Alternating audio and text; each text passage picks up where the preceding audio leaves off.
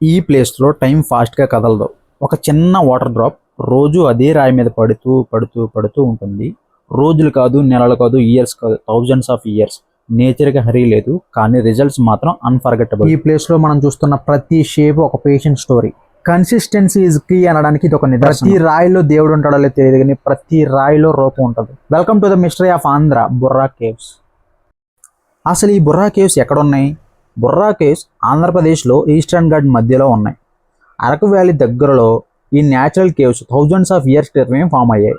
బయట హీట్గా ఉన్నా కూడా కేవ్స్ లోపల టెంపరేచర్ మాత్రం కూల్గా ఉంటుంది. ఈ డిఫరెన్సే మెయిన్గా ఈ ప్లేస్ని యూనిక్గా చేసింది. అసలు ఇంత అందంగా ఉండే ఈ కేవ్స్ ఎలా ఫార్మ్ అయ్యాయి? ఇది క్రియేషనా లేదా న్యాచురల్ ఫార్మేషనా? మీరు ఈ వీడియోలో ఈ ప్లేస్ చూసినా లేదా అక్కడికి వెళ్ళి రియల్గా ఈ ప్లేస్ చూసినా మీకు వచ్చే మెయిన్ డౌట్ ఇదే. అసలు ఎలా ఫామ్ అయ్యాయి ఏంటి? ఈ కేవ్స్ లైమ్ స్టోన్ రాక్తో ఫామ్ అయ్యాయి.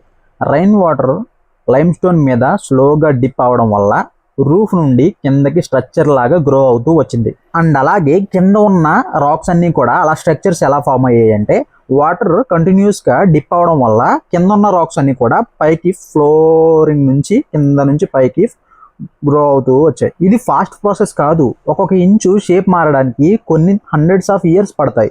సో ఈ కేవ్స్ మొత్తం కూడా ఫామ్ అవడానికి కొన్ని థౌజండ్స్ ఆఫ్ ఇయర్స్ పడ్డాయి. ఈ కేవ్స్ లో కొన్ని రాక్ ఫార్మేషన్ చూస్తే మనకి డిఫరెంట్ షేప్స్ కనిపిస్తాయి. కొన్ని రాక్స్ హ్యూమన్ ఫేస్ లా, కొన్ని రాక్స్ యానిమల్ లాగా, కొన్ని రాక్స్ అబ్స్ట్రాక్ట్ ఆర్ట్ అనిపిస్తుంది. అది మొత్తం కూడా ఏ మనిషి కానీ ఏ టెక్నాలజీ కానీ క్రియేట్ చేయాలి, మొత్తం నేచరే క్రియేట్ చేసింది. అలా నేచర్ క్రియేట్ చేయడానికి మెయిన్ రీజన్ అవి లైమ్ స్టోన్స్ అవడం. అండ్ అంతేకాకుండా పైనుంచి వాటర్ డ్రాప్స్ ప్రతిరోజు డిప్ అవడం, కంటిన్యూస్గా కొన్ని థౌజండ్స్ ఆఫ్ ఇయర్స్ డిప్ అవుతూ ఉండడం వల్ల వాటి షేప్స్ అనేవి అవి లైమ్ స్టోన్స్ వల్ల చేంజ్ అవుతూ వచ్చాయి. నార్మల్ రాక్ మీద ఒకవేళ డిప్ అయ్యి ఉంటే ఆ రాక్కి ఖచ్చితంగా హోల్ పడడం లేదా ఆ రాక్ అనేది కొన్ని పార్టీషన్గా విడిపోవడం జరుగుతూ ఉంటాయి. కానీ ఇది లైమ్ స్టోన్ అవడం వల్ల కంటిన్యూస్గా డ్రాప్ అనేది డిప్ అవుతూ ఉండడం వల్ల షేప్స్ అనేవి చేంజ్ అవుతూ వచ్చాయి. మనం అబ్జర్వ్ చేస్తే కొన్ని యానిమల్ షేప్స్ కనపడతాయి, కొన్ని హ్యూమన్ ఫేసెస్ కనపడతాయి, కొన్ని రియల్గా గాడ్ లాగా శివలింగం లాగా అలా కనిపిస్తూ ఉంటాయి. కొన్ని ప్లేసుల్లో కొన్ని లాగా కనిపిస్తూ ఉంటాయి. సో ఈ లైమ్ స్టోన్కి మెయిన్ రీజన్ వాటర్ అనేది డిప్ అవగా కంటిన్యూస్గా డిప్ అవడం వల్ల జరిగిన ఫార్మేషన్స్. ఇవన్నీ కూడా న్యాచురల్గా జరిగినాయి కానీ నేచర్ వల్ల జరిగినాయి కానీ నార్మల్గా ఏ మనిషి వల్ల ఫార్మేషన్ అయినవి కాదు. ఎందుకంటే కొన్ని ప్రూఫ్స్ అనేవి కొన్ని పురాతన శాఖ వాళ్ళు, అదే ఆర్కియాలజీ డిపార్ట్మెంట్. ఈ ఆర్కియాలజీ డిపార్ట్మెంట్ కంటిన్యూస్గా కొన్ని సంవత్సరాలు బట్టి చేసిన రీసెర్చ్లో మెయిన్గా చెప్పింది ఏంటంటే ఇది నేచురల్గా ఏర్పడినవి తప్ప, నేచర్కి సంబంధించిన తప్ప మనం ఫార్మేషన్ అనేది ఏ హ్యూమన్ వల్ల లేదా ఏ టెక్నాలజీ వల్ల ఫార్మేషన్ అనేది జరగలేదు.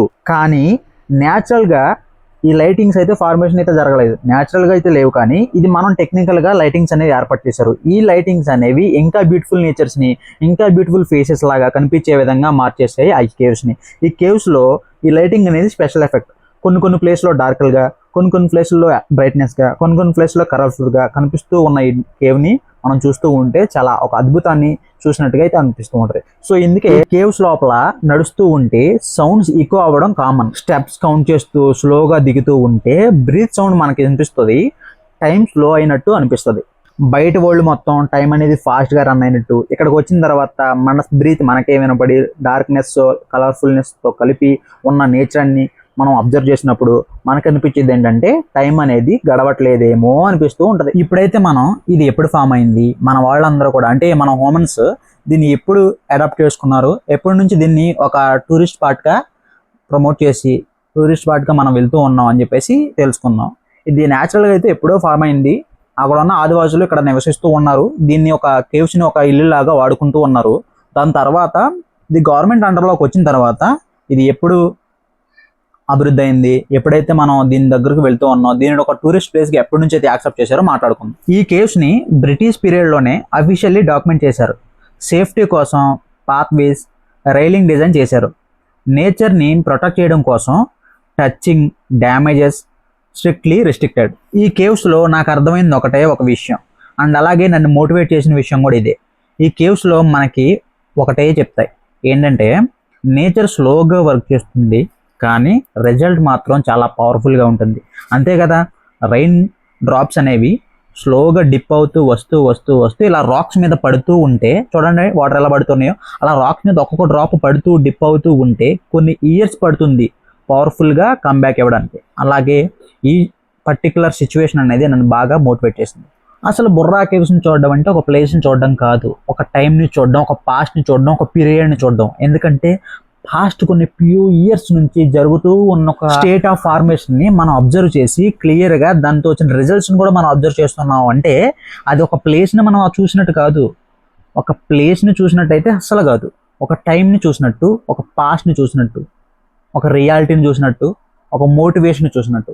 ఒక బ్యూటిఫుల్ ఫొటోస్ దిగడమే కాదు కానీ అబ్జర్వ్ చేసినప్పుడు ప్రతి స్టోన్లో కూడా ఒక తెలియని ఇన్ఫర్మేషన్ మనకు అర్థం అవుతూనే ఉంటాయి, తెలియని మోటివేషన్ వస్తూనే ఉంటుంది. చూడడానికి అయితే చాలా బ్యూటిఫుల్గా ఉంటాయి, కానీ వెళ్ళిన ప్రతి ఒక్కరు కూడా స్పాయిల్ చేయకుండా, టచ్ చేయకుండా ఎంజాయ్ చేసి రండి. కానీ వెళ్ళే ప్రతి ఒక్కరు కూడా కేర్ఫుల్గా ఉండి, చెప్పే కదా మీకు వాటర్ డిప్ అవుతూ ఉంటే పడుతూ ఉంటాయి కానీ చెప్పేసి. సో వాటర్ అనేది అక్కడక్కడ పడడం వల్ల కాళ్ళు స్లిప్ అయ్యే ఛాన్సెస్ ఉన్నాయి. లేడీస్ కేర్ఫుల్గా ఉండండి, పిల్లల్ని జాగ్రత్తగా చూసుకోండి, చీకట్లో భయపడుతుంటారు, కేర్ఫుల్గా ఉండండి. ఇప్పటి వరకు బుర్రా కేవ్స్ అనేవి ఎక్కడ ఉన్నాయో చెప్పాను, ఎలా ఫార్మ్ అయ్యో చెప్పాను. ఇప్పుడైతే ఈ బుర్రా కేవ్స్కి ఎలా రావాలి, మెయిన్గా మన డెస్టినేషన్ అయితే ఎక్కడైతే ఉండాలి, ఎక్కడ నుంచి స్టార్ట్ అవ్వాలి క్లియర్గా చెప్తాను వినండి. మన డెస్టినేషన్ వచ్చేసరికి ఖచ్చితంగా వైజాగ్ అయి ఉండాలి లేదా విజయనగరం అయి ఉండాలి. ఎందుకంటే వైజాగ్ నుంచి విజయనగరం నుంచి నెంబర్ ఆఫ్ ఫెసిలిటీస్ ఉన్నాయి ఈ బుర్రా కేవ్స్ని చేరుకోవడానికి. మెయిన్గా నా ఒపీనియన్ ఏంటంటే మీరు ఖచ్చితంగా వైజాగ్ వస్తే బెస్ట్. ఎందుకంటే వైజాగ్లో నెంబర్ ఆఫ్ బస్సెస్ ఉంటాయి, నెంబర్ ఆఫ్ ట్రైన్స్ ఉంటాయి, ఫెసిలిటీస్ అయితే మనకి అవైలబుల్గా ఉన్నాయి. అండ్ అలాగే రెంటల్స్లో వెహికల్స్ తీసుకోవాలంటే వైజాగ్ బెస్ట్ విజయనగరంతో పోల్చుకుంటే. ఓకేనా? సో ఎవరైనా వచ్చేవాళ్ళు ఉంటే రెంటల్లో వెహికల్ తీసుకోవాలనుకున్నా లేదా మనం ట్రైన్స్ ఫెసిలిటీ కావాలనుకున్నా వైజాగ్ బెస్ట్. అలాగే విజయనగరంలో కూడా రెంటలు ఉంటాయి, ట్రైన్స్ కూడా ఉంటాయి, కంపేర్ టు వైజాగ్తో అయితే తక్కువ. సో అందుకే నా ఒపీనియన్ ఏంటంటే మీకు ఫుడ్ ఫెసిలిటీ కావాలనుకున్న ప్రతిదీ కూడా వైజాగ్లో అవైలబుల్గా ఉంటాయి. కాబట్టి మనం రూమ్స్లో అక్కడ స్టే చేసి నెక్స్ట్ డే మార్నింగ్ రెంటల్ ఏమన్నా వెహికల్ కావాలంటే తీసుకుని వెళ్ళిపోవచ్చు. లేదా అక్కడ స్టే చేసిన తర్వాత మార్నింగ్ 6:40కి ట్రైన్ అవైలబుల్గా ఉంటుంది అరకుకి. సో అరకు వెళ్ళే దారిలోనే మనకి బుర్రా కేవ్స్ వస్తాయి. సో ఈ బుర్రా కేవ్స్లోనే మనం దిగిపోయి బుర్రా కేవ్స్ దగ్గర ఎక్స్ప్లోర్ చేసి అక్కడ లోకల్లో ఉన్న వెహికల్స్ని మాట్లాడుకుని అరకు ఎక్స్ప్లోర్ చేయడానికి వెళ్ళొచ్చు. లేదా మీరు డైరెక్ట్గా అరకు వెళ్ళిపోతానంటే ట్రైన్లోనే డైరెక్ట్గా అరకు వెళ్ళొచ్చు. మళ్ళీ అక్కడ లోకల్స్లో మళ్ళీ మీరు రావాలన్నా మళ్ళీ రిటర్న్ వైజాగ్ వచ్చే రూట్లోనే బుర్రా కేవ్స్ ఉంటాయి. ఫ్రమ్ వైజాగ్ బుర్రా కేవ్స్కి వచ్చేసరికి నియర్లీ 70+ కిలోమీటర్స్ ఉంటాయి. బుర్రా కేవ్స్ నుంచి బుర్రా కేవ్స్ నుంచి అరకు వచ్చేసరికి నియర్లీ ఒక 30 కిలోమీటర్స్ ఉంటాయి, 25 to 30 కిలోమీటర్స్.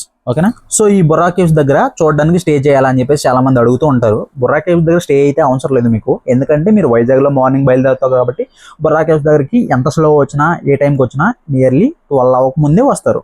సో బుర్రా కేవ్స్కి వచ్చిన తర్వాత అక్కడ ఫుడ్ తినండి. ఫుడ్ అనేది బ్యాంబూ బిర్యానీ, బ్యాంబూ చికెన్ అవైలబుల్గా ఉంటుంది.